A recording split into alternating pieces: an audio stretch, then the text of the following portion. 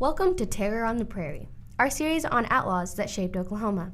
On this episode, the notorious couple in crime, Bonnie and Clyde. They were boyfriend and girlfriend, and they got into robbing, and he was already a criminal, and I think that excited her. She's growing up in a Dallas suburb, and just not having the greatest time. They're poor and everything, and here comes some guy that's got a lot of swagger and excitement, and she runs off with him, and they go on a spree. Bonnie Parker was from Ronina, Texas, and was already married to a man in prison for murder. She was 19 when she met 21-year-old Clyde Barrow. And despite being married, Bonnie ran off with Clyde and started their own life of crime.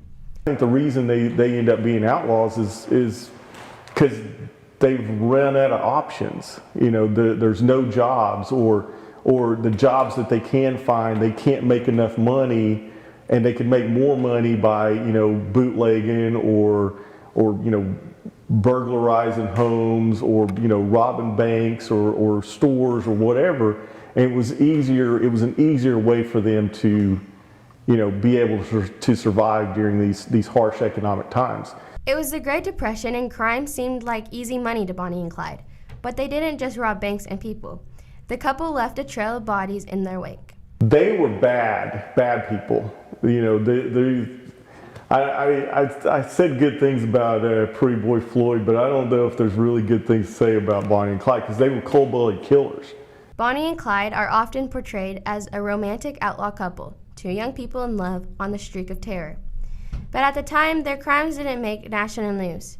It wasn't until 1933, when someone found pictures of them at a crime scene, that the couple became household names. The public was both outraged and intrigued by the young lovers. In their 18 months of being on the run, they murdered 13 people. I think it was their willingness to murder.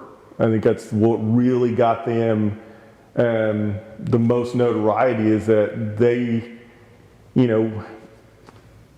I want to say that was part of the fun for them, was killing people. It was definitely part of the excitement. It wasn't just, in an attempt to get away. I mean, they seemed to relish in murder.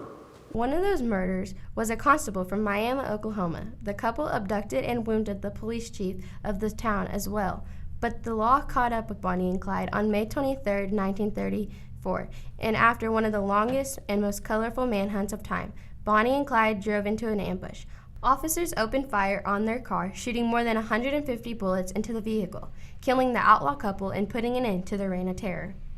But before you consider life outside the law, consider this. Your life and story will live on, but you will not. Reporting in Guthrie, I'm Grace Ann with Epic News Network.